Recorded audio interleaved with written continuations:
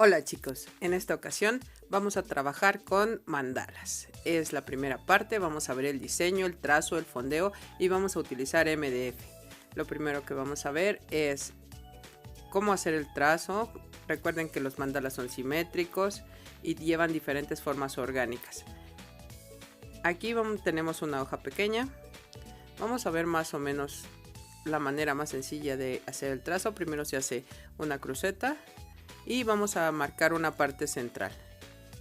Posteriormente vamos a trazar líneas diagonales y de ahí vamos a partir para comenzar a hacer una espiral en la parte de en medio. Después vamos a marcar algunas líneas para hacer trazos como si fueran algunas hojas. En este caso serán imitando la forma de una flor. Y para que nos quede más o menos parejito, podemos utilizar un compás o trazar un círculo alrededor de nuestra parte central. Vamos a utilizar las hojas. Primero vimos que colocamos unas líneas intermedias para que más o menos nos queden del mismo tamaño. La simetría es muy importante. Y esta es la primera parte de nuestro trazo. Podemos poner hojas así en forma de pico o en forma redondeada, como mejor lo deseen. Posteriormente yo estoy colocando unas gotas. Si lo ponemos en un lugar, lo tendremos que poner en todos los lados. Vamos a trazar medios círculos.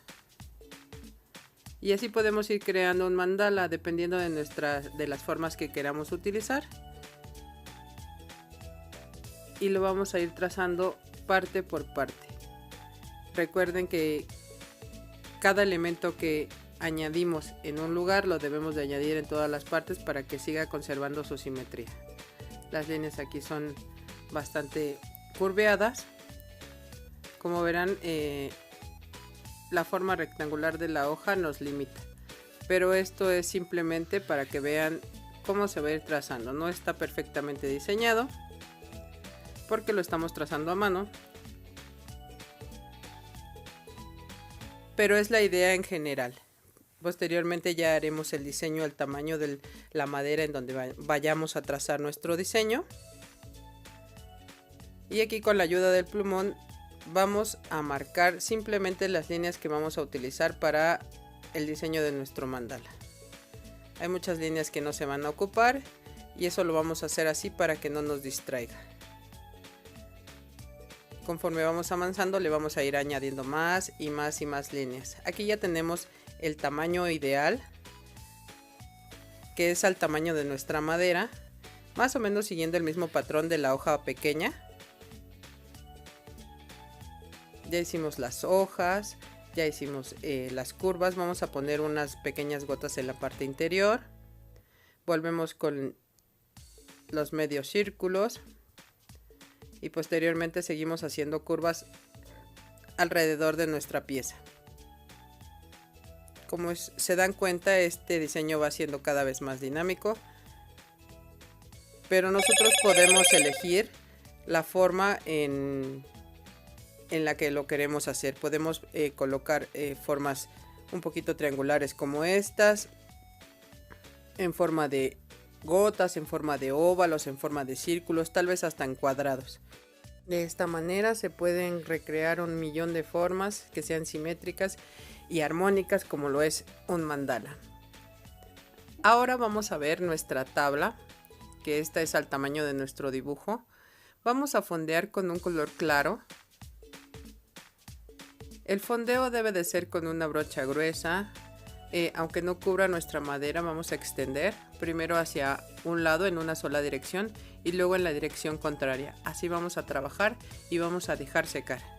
Ahora aquí ya vemos nuestra pieza terminada, perfectamente al tamaño. Aquí está nuestro primer diseño que hicimos, pero este ya está totalmente marcado. Vamos a ver esto, lo doblamos a la mitad, perfectamente simétrico. En cuartos sigue siendo simétrico. Ahí está la diagonal de la que estábamos hablando cuando hicimos el primer diseño, y entonces sigue siendo simétrico en todas las partes. No es necesario los trazos con compás, sino simplemente podemos doblar nuestra hoja y así hacer nuestro trabajo. Ahora lo que vamos a hacer es trabajar con el fondo. ¿Cómo vamos a trabajar? Vamos a utilizar diferentes tipos de colores, en este caso son azules, verdes y morados. Vamos a utilizar la técnica del acuareleado. En este caso se va a utilizar agua, un pincel un poquito chato y en la parte de un lado vamos a colocar pintura y en la otra parte vamos a colocar exceso de agua. Mientras más agua tenga nuestra pintura, nos va a dar más transparencia. Es por eso que el fondo de nuestra base debe de ser claro. ¿Para qué? Para que se vea traslúcido nuestra pintura que vamos a colocar después. Ahí está el trazo con la pintura un poquito más cargada. Secamos, volvemos a utilizar agua y vamos a ir difuminando la pintura para que se vea acuosa. Esto lo vamos a hacer con todos los colores, parte por parte, y entonces esto nos va a dar un efecto bastante profundo. En la elaboración de este mandala lo que vamos a hacer es utilizar diferentes tipos de técnicas que ya vimos en los videos anteriores. Y no hay mejor manera que hacerlo pues con un mandala. En este caso los colores que se están utilizando pues son más o menos del mismo tono. ¿Para qué? Para que en el momento en que tracemos nuestro mandala ocupemos el resto de los colores. Obviamente pues los tonos de color varían dependiendo del gusto de cada quien. Entonces vamos eligiendo una gama. A mí se me ocurrió que el fondo fuera en verdes y morados.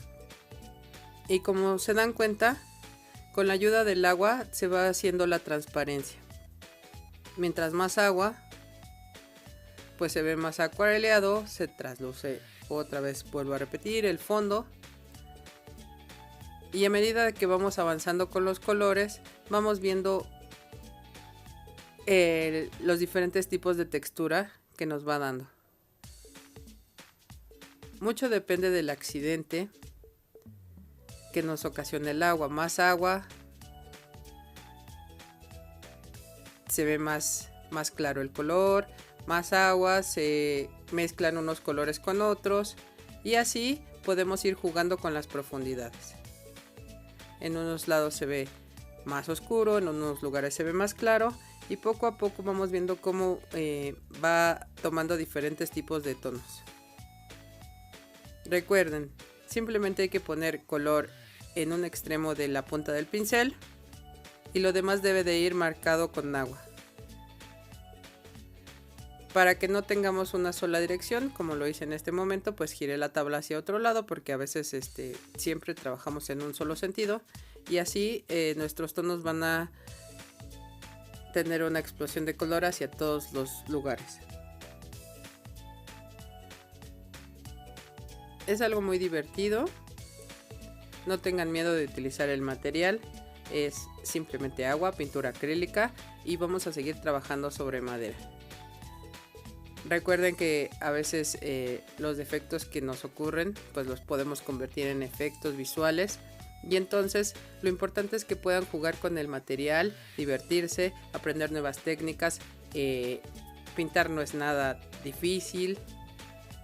Simplemente hay que comenzar a elegir los tonos y decidir en qué parte poner cada color. Podemos utilizar tan solo un color o dos, o en este caso son aproximadamente 6 o 7 colores que se están mezclando y el agua hace el juego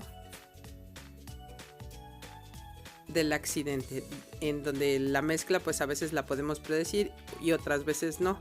Nada más hay que tener mucho cuidado de no ladear nuestra tabla para que el agua no escurra, porque obviamente tiene un exceso de agua. Y entonces al ir colocando más y más color, estos se van a ir mezclando, se van a ir expandiendo por toda la cantidad de agua que hemos estado ocupando a lo largo de este proceso. Todavía se alcanza a ver un poco el tono del fondo en las partes más claras.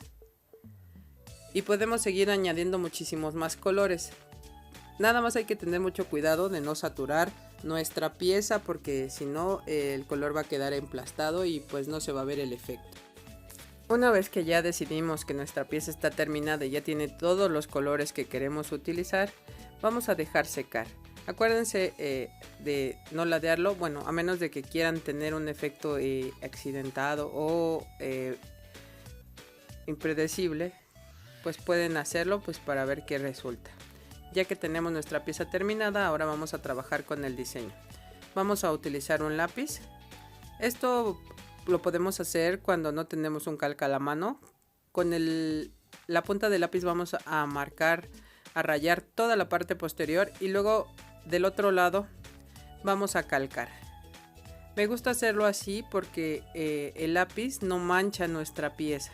Lo podemos hacer con un calca negro o con un calca amarillo para que no nos quede tan marcado, pero yo prefiero hacerlo así de esta manera sencilla, rayando todo el diseño con el lápiz o con un carboncillo y ya después calcar. No se va a notar mucho el trazo, pero sí se va a poder remarcar posteriormente. Y si quisiéramos borrar, el calca no se puede borrar, pero como es lápiz, podemos eliminar todos los excesos. Aquí ya tenemos la pieza, se ve muy poco, y con la ayuda del plumón vamos a marcar todo nuestro mandala, y con esto vamos a concluir esta práctica.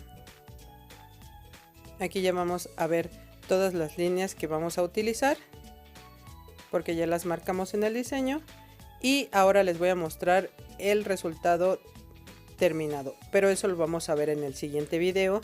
Nos vemos en la siguiente práctica. Si les gusta denle like, compartan. Mi nombre es Jax.